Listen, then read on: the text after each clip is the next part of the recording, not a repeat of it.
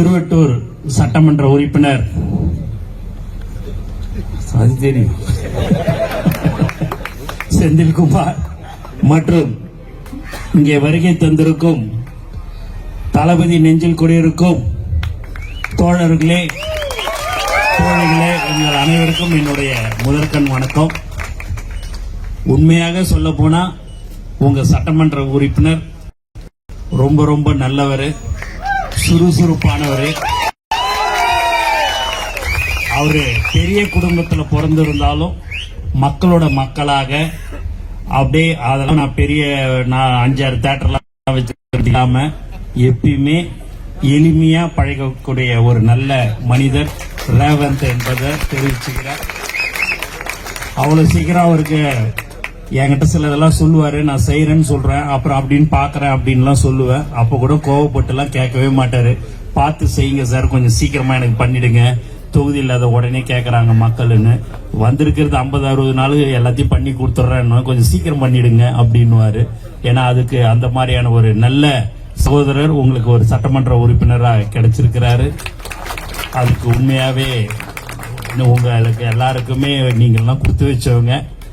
நம்மளுடைய மாண்புமிகு தமிழ்நாட்டின் முதலமைச்சரால தான் நாங்க இன்னைக்கு எல்லாருமே இந்த ஸ்டேஜில் இருக்கோம். அவர் ஒருவருக்காக தான் நாங்க எல்லாருமே சட்டமன்ற உறுப்பினர் ஆயிருக்கோம். எங்க பாபன் ஆயிருக்கிறார் பாத்தீங்களா, 5 நிமிஷம் தான். தலைவர் 5 நிமிஷம் பேசினாரு. எங்க அண்ணனுக்கு அது கொடுத்து வச்சிருக்குது. வந்தவொடனே அடிச்சுன்னு எங்க அண்ணன் இன்னைக்கு வந்துட்டாரு. எங்க அண்ணன் இப்ப பாத்தீங்கன்னா பல பலன்னு வந்துட்டாரு. நல்லா அருமையா, ரொம்ப உண்மையாவே சொல்றேன், அவர் இந்த வயசுக்கு சுறுசுறுப்பா இருந்து தொகுதி மக்களுக்கு என்ன பிரச்சனை எல்லாம் கேட்டு செய்யக்கூடிய ஒரு நல்ல சகோதரர் பாபு அண்ணன் இருக்கிறாரு. அவருடைய எப்படிலாம் அவரெல்லாம் எந்த மாதிரியான இதெல்லாம் தொகுதி பிரச்சனை எல்லாம் செய்யறாரோ அதை எல்லாத்தையும் நாங்களும் பார்த்து, சபரியா இருந்தாலும் சரி, ராம்குமார் சாரா இருந்தாலும் சரி, எல்லாருமே நாங்களும் அதே மாதிரி எல்லாம் செய்யணும்னு எங்களுக்கு ஆசை. அந்த அளவுக்கு நல்ல சுறுசுறுப்பா இருக்கிறாரு. அது மட்டும் இல்லாமல் உங்க சட்டமன்ற உறுப்பினர் பல்வேறு நல்ல திட்டங்கள் எல்லாமே சொல்லக்கூடிய ஒரு நல்ல மனிதர். ஏன்னா சில விஷயங்களை அவர் நல்லா படிச்சிருக்கிறாரு. அதனாலதான் தலைவர் தளபதி அவர்கள் அவருக்கு வேட்பாளராக தொகுதியை கொடுத்தாங்க. கொடுத்த உடனே அது கண்டிப்பாக அவரு ஜெயிச்சாரு. இங்க தினகரன் இருப்பாருன்னு நினைக்கிறேன். அவரு கேட்டு இருந்தாரு சீட்டு. தலைவர் இவருக்கு சீட்டு கொடுத்தாரு. கொடுத்து இன்னைக்கு உங்க முன்னாடி சட்டமன்ற உறுப்பினராக இருக்கிறாரு. ரொம்ப சந்தோஷம். மட்டும் இல்லாம உங்களை எல்லாரையும் பாக்குறதுல எனக்கு ஒரு தனி சந்தோஷமா இருக்குது. ஏன் அப்படின்னா, ஒரு சட்டமன்ற அலுவலகத்துக்கு இந்த அளவுக்கு நீங்க எல்லாரும் இங்க வந்திருக்கிறீங்கன்னும் போது உண்மையாவே ரொம்ப ரொம்ப சந்தோஷம். நாங்கள் இங்க மேடையில் இருக்கிறவங்க யார் ஒருவரும் தவறு செய்ய மாட்டோம் என்பதை திட்டவட்டமாக நாங்கள் தெரிவித்துள்ளோம். எந்த ஒரு எதிர்பார்ப்பும் இல்லாமல் தலைவர் தான் முதலமைச்சர் ஆக வேண்டும் என்று தமிழ்நாட்டு மக்கள் எல்லோரும் ஓட்டு போட்டாங்க. அதுக்கு நம்பிக்கைக்குரியவர்களாக நாங்கள் உங்களுக்கு சேவை மட்டும்தான் செய்வோம், எந்த ஒரு தவறும் திரும்ப சொல்றோம் செய்ய மாட்டோம் என்பதை தெளிவாக தெரிவித்துக் கொள்கிறேன். ஏன்னா தப்பு பண்ணணும்னு வச்சிங்க, இந்த மைக்கெல்லாம் நான் பிடிச்சி நிக்க முடியாது. அடுத்த நிமிஷமே தலைவர் தளபதி அதுக்கு உண்டான வேலையை பார்த்துருவாரு. அதனால நாங்க யாரும் தப்பெல்லாம் செய்ய மாட்டோம். ஏதாவது தவறுகள் இருந்ததுன்னா நீங்க சொன்னீங்க அப்படின்னா, சுட்டி காட்டினீங்கன்னா அதை நாங்க திருத்திப்போம். எக்காரணத்தை கொண்டு நாங்க தவறு செய்ய மாட்டோம். அதை தாண்டி ஏதாவது ஒரு சின்ன விஷயங்கள் ஏதாவது இருந்தது அப்படின்னு சொன்னீங்கன்னா அதை நாங்க கண்டிப்பாக திருத்திக் கொள்வோமே ஒழிய நீங்க என்ன சொல்றதெல்லாம் நாங்க கேட்க மாட்டோம். ஏன்னா எங்களை வழி நடத்தவர் நம்மளுடைய தமிழக முதலமைச்சர்.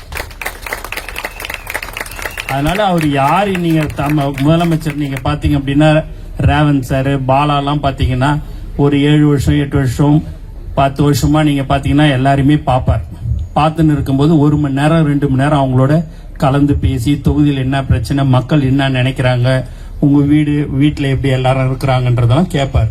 கேட்கும்போது அவங்க ஒரு கருத்து சொன்னாங்க அப்படின்னா அதை உடனே எழுதி வச்சீங்கன்னா இது என்னன்னு பாருங்க அப்படின்னு தான் சொல்லுவார் ஒழிய நீங்க என்ன சொல்றது நான் அதை கேட்கறதுன்றது இல்லாம, எந்த ஒரு சின்ன விஷயம் யாரான ஒரு சாதாரண கூலி தொழிலாளி சொன்னா கூட அவங்களுடைய கருத்தை கவனத்தில் கொண்டு அதை உடனடியாக செய்யக்கூடியவர் தான் நம்மளுடைய மாண்புமிகு முதலமைச்சர் என்பது தெரிவிச்சுக்கிறேன்.